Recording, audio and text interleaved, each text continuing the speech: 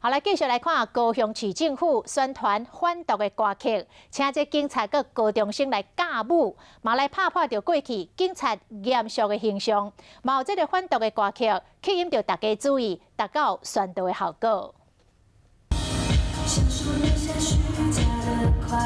有几个远景徛几排伫高雄一个美丽的岛站，对着音乐伫跳舞，因用真个功夫伫苦练。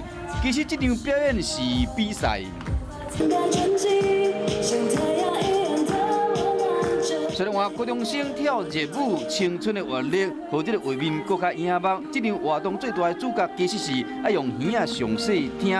高雄市推出最新的反毒的歌曲，节奏真轻快，由这个少年队甲妇幼队的远景去练跳舞，甲高中的热舞社比赛。